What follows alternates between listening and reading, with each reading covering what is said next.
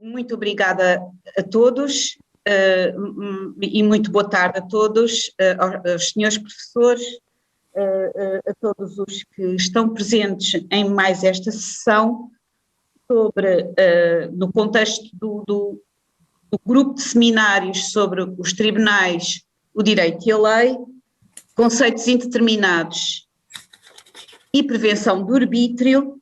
Nós vamos ter aqui duas comunicações sobre este tema disciplinarmente diferentes, mas ricamente complementares, a colaboração, a intervenção do direito constitucional, através do professor Jorge Reis Novaes, que recordo começou a sua vida de dedicação ao estudo de direito constitucional com um escrito marcante, precisamente, sobre o Estado de Direito, e que, muito a propósito, nos falará do Estado de Direito e princípio da determinabilidade.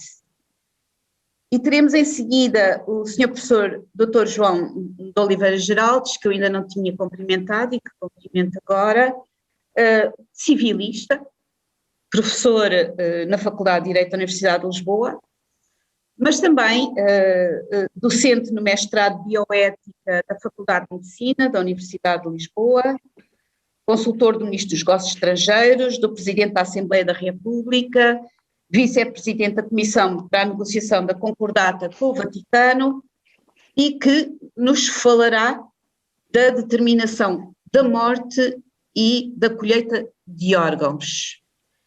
E com estas duas ricas intervenções, com estas duas perspectivas complementares do direito constitucional e direito civil, que nós ouviremos, que eu ouvirei com muitíssimo gosto e que todos ouviremos com muitíssimo gosto, eu daria a palavra para começar ao Sr. Professor Dr. Jorge Reis Novaes, Estado de Direito e princípio da determinabilidade. Sr. Professor, por favor. Muito boa tarde a todas e a todos. Começo por cumprimentar os meus colegas de mesa, especialmente a professora Maria Lúcia Amaral, que já há um tempo que não via, não há muito tempo, mas que é sempre um gosto de reencontrá-la, apesar de ser online. Cumprimento também o professor João Pedro Marchante, a quem agradeço, e também ao Centro de Investigação de Direito Privado, ao professor Menezes Cordeiro, o convite para poder participar nesta sessão. E cumprimento também o professor Oliveira Geraldes, cuja intervenção vou ouvir com todo o gosto. A minha intervenção, como a professora Lúcia Amaral disse, é uma intervenção no fundo de direito constitucional, trata da relação entre o Estado de Direito, o princípio de Estado de Direito e o princípio da determinabilidade, e pode dizer-se que, em alguma medida, não é algo que seja muito discutido ou que não seja muito tratado nos domínios do direito constitucional e dos direitos fundamentais. Em todo o caso, a meu ver, é um princípio que deve adquirir e que devemos tratar com a autonomia e o interesse que ele merece. Ainda muito recentemente houve um acontecimento na nossa vida jurídica que, de certa forma, chamou a atenção para a importância deste princípio, e refiro-me concretamente ao facto de o último acórdão mais conhecido nos últimos tempos do Tribunal Constitucional, o acórdão sobre a lei que despenalizava a eutanásia e o suicídio auxiliado, é um acórdão que precisamente na sua decisão há uma decisão de inconstitucionalidade por violação do princípio da determinabilidade. Não é muito frequente, mas aconteceu neste caso. É óbvio que a mesma decisão podia ter sido tomada com apelo a outros princípios, desde logo o princípio do Estado de Direito e o princípio da reserva de lei, dos quais o princípio da determinabilidade, como diz o Tribunal Constitucional, é um corolário, mas, a meu ver, faz todo o sentido darmos a importância devida ao princípio da determinabilidade. Porque é que normalmente isso não é feito? Porque, como o princípio da determinabilidade vem muito associado a outros princípios, normalmente ele não é estudado com autonomia. por exemplo, estudamos no âmbito do princípio da reserva de leis, estudamos no âmbito do princípio da separação de poderes, mas raramente o consideramos com a autonomia que ele também pode ter. Não é necessário que tenha, isto é, nós poderíamos perfeitamente continuar a estudar os outros princípios estruturantes de Estado de Direito e, no âmbito desses princípios, dar alguma atenção às questões da determinabilidade, às questões relacionadas com o tema que aqui nos traz. Mas, a meu ver, isso se perde no sentido de que podemos captar a importância que este princípio acaba por ter no plano do Estado de Direito. E então, era precisamente neste sentido que eu iria fazer a minha intervenção. O princípio da determinabilidade enquanto princípio estruturante de Estado de Direito e, portanto, nesta medida, como limite à atuação dos poderes públicos. Como limite à atuação dos poderes públicos, que, em caso de não observância, inconstitucionalidade por esse facto, por violação da determinabilidade, do princípio da determinabilidade, independentemente dele vir associado também, como disse, a outros princípios. Só mais uma reserva, uma distinção de dois planos que porventura nos interessarão aqui e depois porventura até no debate poderão ser distinguidos. Eu iria fazer a minha intervenção sobretudo tendo em conta a relevância do princípio da determinabilidade no domínio das leis restritivas de direitos fundamentais ou das intervenções restritivas em direitos fundamentais e, portanto, colocaria a apreciação do princípio nesse plano infraconstitucional. Há leis que são aprovadas e que têm um caráter restritivo, em que medida é que a não observância da determinabilidade nessas leis, nos conceitos utilizados, se pode refletir em violação dos direitos fundamentais. É sobretudo nesse plano que eu iria falar. Há também um outro plano, e que suponho que talvez fosse até por causa disso, mas o professor Marchante dirá que o convite me terá sido feito para falar aqui. E esse outro plano é o plano da utilização de conceitos indeterminados no próprio nível constitucional. Isto é, muitas vezes a Constituição recorre também a conceitos indeterminados. Mas não é propriamente, ou pelo menos a maior parte da minha intervenção não será propriamente sobre esse plano. Esse plano pode ter, todavia, importância naquilo que eu vou tratar. Ou seja, quando nós falamos de uma norma de leis restritivas de direitos fundamentais ou de intervenções restritivas em direitos fundamentais, a meu ver, a primeira questão que se coloca para avaliar da constitucionalidade dessas medidas, a primeira questão será a questão da justificação para a existência de restrição. O que é que justifica a existência de restrição? E neste plano, no plano da justificação, muitas vezes invocam-se conceitos indeterminados ou relativamente indeterminados para justificar a restrição. Conceitos constitucionais. Por exemplo, é muito frequente, sobretudo nos domínios da bioética, não sei se o meu colega de painel depois dirá alguma coisa sobre isso, mas é muito frequente nos domínios da bioética justificar limitações a direitos fundamentais em nome da dignidade da pessoa humana. É talvez as situações mais frequentes, a invocação da dignidade, do valor, do princípio constitucional da dignidade para justificar restrições, a existência de restrições. Eventualmente também na própria discussão sobre a eutanásia e o suicídio auxiliado também há alguma coisa disto. Mas eu diria que aí estamos também num outro nível, que é o nível da utilização de conceitos indeterminados por parte da Constituição, que depois são utilizados como justificação para restringir. Depois voltarei a isso no final da minha intervenção, mas então agora colocar-me-ia sobretudo no plano das normas restritivas de direitos fundamentais.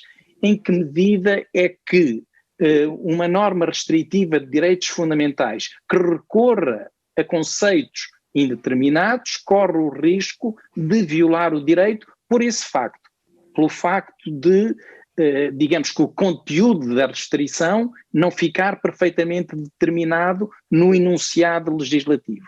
É aí que o problema se coloca, a meu ver, na maior parte dos casos e com a maior importância.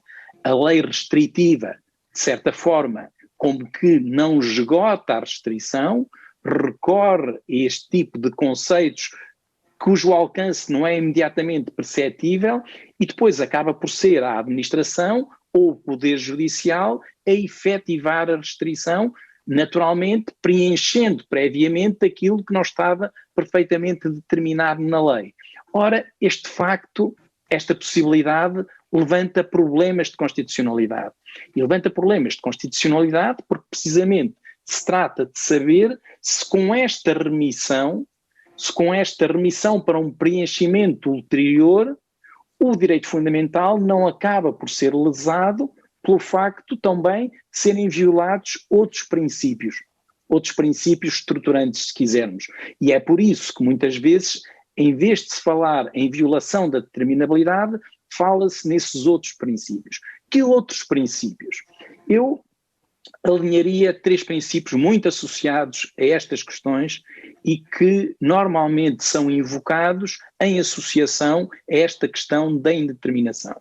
E esses princípios são o princípio da segurança jurídica, primeiro, o princípio da separação de poderes ou da reserva de lei, em segundo lugar, e depois um outro que muitas vezes não vem associado à indeterminabilidade, mas onde, a meu ver, ela também está muito presente, e que é o princípio da proibição do excesso. Então, eu procuraria alinhar algumas razões porque a indeterminabilidade das normas restritivas vem muito associada a estes outros princípios. E é por isso que muitas vezes, em vez de se dizer há inconstitucionalidade por violação da determinabilidade, diz-se há inconstitucionalidade por violação da segurança jurídica, por violação do Estado de Direito, por violação da separação de poderes. Segurança jurídica e indeterminabilidade. Porquê vêm associados? Em que medida é que há esta ligação?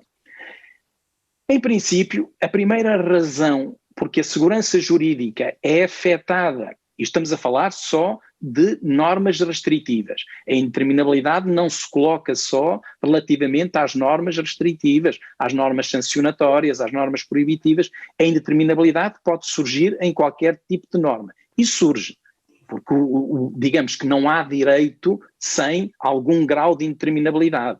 Não há enunciados legais, não há enunciados legislativos sem algum tipo de indeterminabilidade, porque a própria linguagem, a linguagem comum, ela também em si não existe sem algum grau de indeterminabilidade. Então, a indeterminabilidade permeia o direito em todas as suas dimensões. Mas eu aqui falaria especialmente em que medida é que isto é problemático ou é mais problemático quando as leis são restritivas, quando a norma é restritiva. E aqui diria, é mais problemático em primeiro lugar porque uma norma restritiva cujo conteúdo não se percebe perfeitamente em todo o seu alcance é uma norma restritiva que gera insegurança jurídica. Quando a pessoa não sabe de uma forma acabada, porque não pode saber, dado o recurso a esses conceitos, quando a pessoa não sabe aquilo que lhe está a ser imposto, o que é que lhe está a ser proibido, ou o que lhe está a ser permitido, quando tem dúvidas sobre isso, há aqui toda uma área de imprevisibilidade que é criada por facto dessa não determinação. Se a pessoa não sabe o que lhe está a ser proibido, não pode prever com total cabimento aquilo que lhe pode acontecer no futuro. Desse facto, desta imprevisibilidade, resulta uma afetação da autonomia privada, da autonomia individual. Se a pessoa não sabe com o que é que pode contar, se a pessoa não consegue delimitar aquilo que exatamente lhe está a ser permitido ou proibido, se não pode prever com exatidão o que lhe vai acontecer, é a sua própria capacidade de se autodeterminar, de regular o seu próprio futuro, a sua atuação no futuro, que fica prejudicada. E neste sentido, uma norma restritiva indeterminada é uma norma restritiva que afeta a segurança e afeta a autonomia individual. O ponto, a dificuldade é saber quando é que esta afetação da autonomia individual é de tal ordem que podemos dizer que há violação do direito, que há inconstitucionalidade. Porque em toda a norma restritiva relativamente indeterminada, há sempre algum grau de afetação. Nós podemos até dizer que, se a indeterminação for de tal ordem que só no momento da aplicação da norma nós conseguimos saber qual é exatamente o seu conteúdo, se isso for assim, se o grau de indeterminação for esse, então, de certa forma, podemos dizer que esta norma é uma norma retroativa. Em termos práticos. Retroativa porquê? Porque quando o juiz a aplica, os critérios, os parâmetros da aplicação eram inseguros. O particular não sabia ainda qual era o conteúdo exato da restrição que lhe tinha sido imposta. E esse conteúdo só vai ser atualizado no momento da decisão judicial.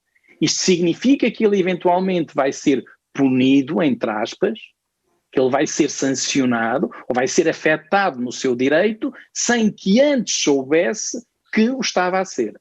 Sem que antes soubesse que não podia, por exemplo, desenvolver um determinado comportamento porque da simples percepção da norma restritiva que existia, ele não conseguia determinar o alcance da proibição. Quando isso só é feito no momento da aplicação da norma, então nesse sentido a norma é aplicada com retroatividade. Isto é, a restrição vigorou a partir de um momento em que o particular ainda não a tinha configurado de forma clara. Ora, a nossa Constituição proíbe, no artigo 18, número 3, não é por acaso que proíbe as normas restritivas retroativas. Precisamente porque uma norma restritiva retroativa agride um direito fundamental, digamos, a um ponto intolerável em Estado de Direito. Na altura em que o particular praticou o ato não era proibido, o ato era permitido, uma aplicação retroativa, obviamente, ofende o Estado de Direito, ofende a previsibilidade e por isso a Constituição Portuguesa, para que não haja dúvidas sobre isso, tem precisamente essa norma que diz que pode haver normas restritivas, pode haver leis restritivas, mas não com caráter retroativo. Ora, uma norma restritiva que recorra a conceitos indeterminados, em alguma medida, é uma norma restritiva retroativa. Portanto, isto quanto à relação entre indeterminabilidade e segurança jurídica. Relativamente à separação de poderes, que é talvez uma das situações mais normalmente invocada e mais normalmente associada à indeterminabilidade. Desde logo, há, digamos que, uma espécie de inversão da relação entre legislador e administração quando a norma restritiva recorre, digamos, ou abusa do recurso a conceitos indeterminados. E isto porquê? Porque, obviamente, em Estado de Direito, as decisões mais importantes da vida da comunidade devem ser tomadas pelo legislador democrático, devem ser tomadas por uma Assembleia representativa. Restrições a direitos fundamentais são das normas com maior importância dentro da ordem jurídica. Neste sentido, a restrição deve ser feita, mesmo quando ela é admitida, deve ser feita pelo legislador democraticamente legitimado, ou um parlamento ou o governo com autorização legislativa. Ora, pode acontecer que isso formalmente seja feito, que seja de facto a Assembleia Representativa a aprovar a lei, mas se essa mesma lei restritiva recorre a conceitos indeterminados, mais uma vez isso significa que é só depois, no momento da aplicação da lei, que a administração, em primeiro lugar, vai dizer qual o alcance da restrição, qual o alcance efetivo daquela restrição nos direitos fundamentais do particular. E, portanto, esta intervenção restritiva que a administração vai aplicar, no fundo, acaba por recolher, digamos assim, tudo aquilo, aquela transferência, entre aspas, de poderes que acabou por ser feita do legislador pela administração. Se o legislador recorre a conceitos indeterminados, se não determina em toda a extensão o conteúdo da restrição, isso significa que está a passar para a administração esse poder, está a passar para a administração essa competência. E muitas vezes isso é feito intencionalmente e é feito adequadamente. Isto é, em grande parte dos casos, só perante a situação concreta é que é possível saber se deve ou não atuar uma dada intervenção restritiva. Então, muitas das vezes, é até aconselhável que o legislador dê algum espaço de respiração à administração neste domínio. Ao contrário do que muitas vezes se pensa, o legislador não tem que esgotar toda a determinação no domínio dos direitos fundamentais. Em muitos casos, isso só pode ser feito perante a situação concreta, só pode ser feito pela administração, porque só no caso concreto é que há possibilidades de saber, até mesmo por razões de proporcionalidade, até onde deve ir a restrição, até onde deve ir a intervenção restritiva. Se o legislador eventualmente tivesse fixado de uma forma muito rígida a restrição, isso porventura podia gerar restrições desproporcionadas. Porquê? Porque depois, no caso concreto, elas eventualmente não eram necessárias, todavia, pelo facto de terem sido já previamente determinadas pela lei com aquele caráter rígido, a administração não lhe restava outra via que não fosse atuá-las dessa forma. E por isso, quando o legislador recorre a estes conceitos indeterminados para transferir para a administração a avaliação da situação concreta, isto em si mesmo não é censurável. Passa a ser censurável e passa a ser constitucionalmente censurável quando podemos dizer que, no fim de contas, não foi a Assembleia Representativa, não foi o legislador a optar pela restrição, a escolher e a fixar a restrição, mas que deixou um espaço tão aberto à administração que acaba por ser o governo e a administração depois a decidir, no fundo, restrição ou não restrição. E, portanto, no domínio da separação de poderes, o recurso eventualmente abusivo a conceitos indeterminados tem este risco de inverter a relação que deve ser estabelecida, de prioridade, até de hierarquia, entre o legislador e a administração. Por outro lado, aí ainda no domínio da separação de poderes, as normas restritivas indeterminadas alteram, perturbam também a relação que deve haver entre administração e poder judicial. E porquê? Porque se os critérios não estão perfeitamente determinados na lei restritiva, o próprio Poder Judicial não tem depois uma capacidade de, mantendo-se nos limites da sua função, fazer a fiscalização da atuação da administração. Porquê? Porque a administração estava sujeita a critérios tão abertos, tão indeterminados, que no fundo o Poder Judicial não tem os mecanismos, não tem os parâmetros que lhe permitam um controle efetivo e adequado da atuação da administração. E neste sentido abre, digamos, a porta, uma norma restritiva indeterminada abre a porta para duas atitudes de alguma forma problemáticas, que é, ou perante esta dificuldade o juiz se autocontém e deixa a administração de mãos livres, ou, noutra perspectiva, podemos ter o juiz ativista que, mesmo sem os parâmetros devidos, se imiscui de uma forma excessiva, digamos, na margem de apreciação e na margem de decisão que o legislador tinha procurado remeter para a administração. E, portanto, também deste ponto de vista da separação de poderes, independentemente de todas as dificuldades que nós temos, porque temos, e esta é a dificuldade deste princípio, é saber onde é que estabelecemos as fronteiras entre uma indeterminação virtuosa e uma indeterminação viciada. Não é fácil de estabelecer isso, mas de alguma forma podemos dizer que, tal como relativamente à segurança jurídica, normas restritivas indeterminadas são problemáticas, também do ponto de vista da separação de poderes, normas restritivas indeterminadas são problemáticas. Finalmente, a relação entre indeterminabilidade das leis e princípio da proibição do excesso. E dizia eu, esta é porventura a área menos tratada, tanto pela jurisprudência como pela doutrina.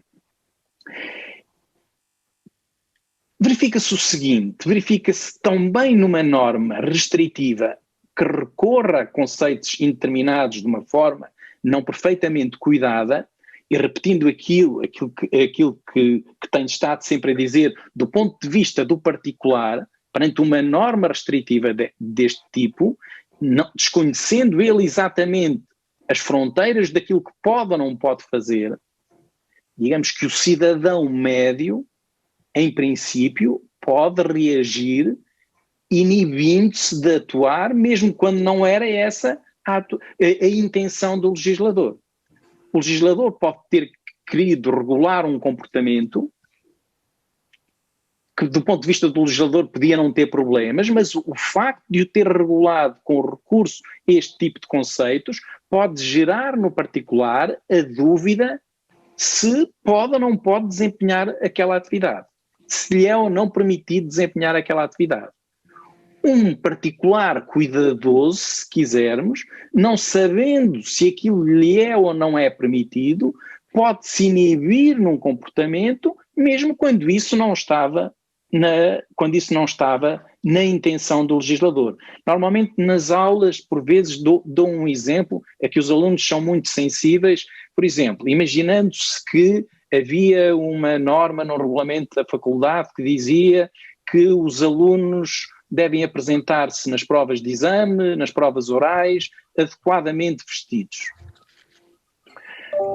Vejamos, em princípio, o que é adequadamente vestido para uma prova de exame, uma pessoa pode ter uma ideia, outra pessoa tem outra, o que é que exatamente deve fazer ou não deve fazer, o que é que pode fazer ou não pode fazer. Há cautela, um aluno, no caso de ser um aluno, há cautela, se não quiser correr riscos de encontrar um professor mais arbitrário, vai de fato e gravata, porque é a única forma de saber que ali não lhe vão levantar dúvidas se está ou não adequadamente vestido. E com as alunas algo de semelhante. Essa não era a intenção do legislador. Essa não era a intenção de quem tinha feito aquele regulamento. Eventualmente não era essa. Mas a utilização de um conceito deste tipo, adequadamente vestido, leva a pessoa a inibir-se mesmo de poder ir com outro tipo de vestuário que não seria problemático, mas a cautela leva aquilo ao extremo. Quando transferimos isto é um exemplo, digamos que só para ilustrar o princípio, quando traduzimos isto, por exemplo, na vida política, na participação política, quando, por exemplo, os agentes da polícia não sabem se podem ou não manifestar nesta ou naquela situação, numa manifestação pública, se podem ir fardados ou não, se isso não for estabelecido de uma forma relativamente determinada, a tendência é para as pessoas se inibirem da atuação. Obviamente com prejuízo não apenas dos próprios, como toda a vida democrática. Isso significa que, implicitamente, aquela restrição acabou por ir além daquilo que era a intenção originária. E acabou a ir para além porquê? Porque ela gerou um efeito inibitório na parte dos destinatários da norma, o que os americanos chamam o chilling effect, que de facto se reflete numa aplicação excessiva da limitação. E, portanto, neste sentido, também do ponto de vista do princípio da proibição do excesso, o recurso a conceitos indeterminados é um recurso problemático. E, mais uma vez, obviamente todas as leis restritivas recorrem a conceitos indeterminados, o ponto é saber onde traçamos a fronteira.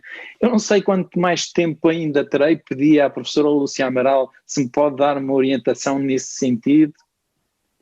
Senhor professor, eu não lhe vou dar todo o tempo do mundo porque eu não tenho, mas dou-lhe o tempo necessário para que o senhor professor possa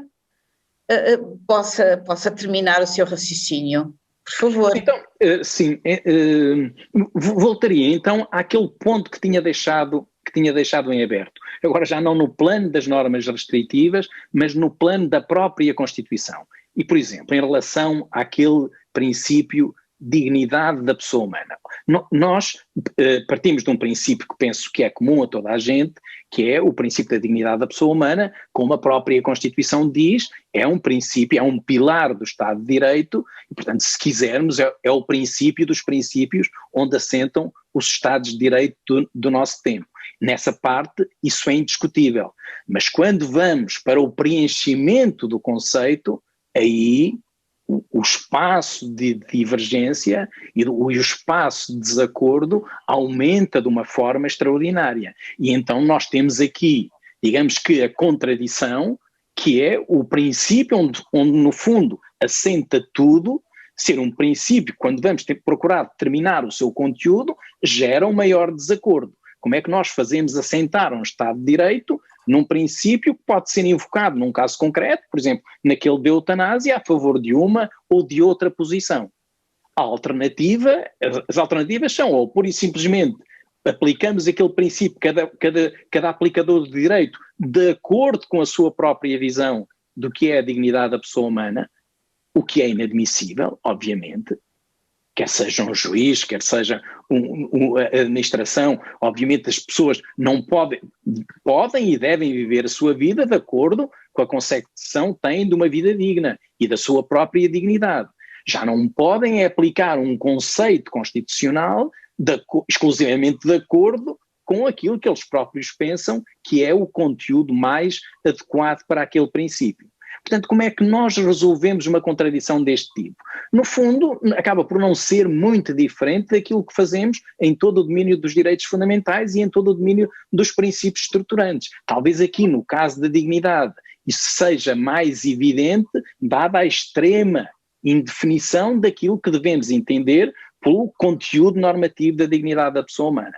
E, de certa forma, eu procurei, naquilo que tenho escrito designadamente sobre a dignidade, procurei desenvolver uma estratégia que no fundo nos permitisse chegar a um conteúdo operativo, que não perdesse a efetividade e que fosse compatível com o facto de ser um princípio estruturante de Estado de Direito. Portanto, algo cujo conteúdo não é determinado por aquilo que cada pessoa pensa sobre a própria vida, mas enquanto princípio para valer para todos, para ser um princípio considerado válido para todos.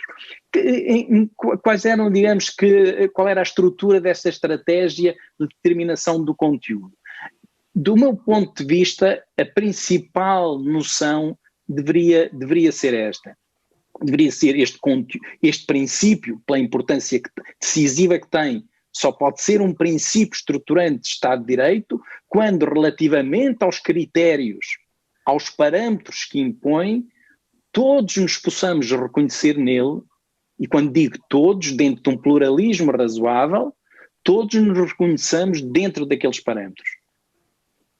Invariavelmente, quando formos aplicar aqueles parâmetros à vida prática, vamos divergir na aplicação. Mas podemos todos reconhecer-nos, por exemplo, no princípio ou no subprincípio da igual dignidade de todas as pessoas, pelo facto de serem pessoas. Digamos que todas as correntes de um pluralismo razoável se reconhecem nesta ideia. E, portanto, é possível partir do princípio que dentro da dignidade da pessoa humana há esta dimensão de igual dignidade pelo facto de ser pessoa. Como também todos nos podemos reconhecer na ideia de que viola a dignidade da pessoa humana uma instrumentalização degradante de uma pessoa por parte de outra. Nós podemos divergir depois na aplicação prática desta ideia. Quando é que numa situação concreta houve ou não instrumentalização degradante? Mas quanto ao critério, é possível todos reconhecermos nesta ideia. E aquilo que se passa no fundo com este conceito indeterminado, passa-se com os outros princípios estruturantes, com a diferença é que esses outros, como por exemplo a proporcionalidade, ou a igualdade, ou a segurança jurídica, já têm uma história de tal forma estabilizada na doutrina e na jurisprudência que o acordo é quase total. Num caso, por exemplo, como a dignidade da pessoa humana, a meu ver, esta é a estratégia possível num Estado de Direito. Isto é, o preenchimento de um conteúdo em torno de critérios onde todas as correntes de um pluralismo razoável se possam rever. E quando eu digo correntes de um pluralismo razoável, é evidente que, por exemplo, um racista não se reconhece no princípio da igualdade de todas as pessoas pelo facto de serem pessoas. Mas isso já estamos fora do pluralismo razoável.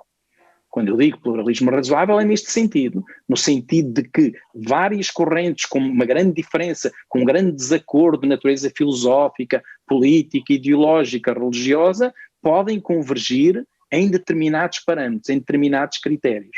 É em função disso que conceitos determinados deste tipo do plano constitucional podem e devem ser preenchidos. E ficaria então por aqui, agradeço a benevolência da nossa moderadora em relação a este tempo que gastei. Obrigado.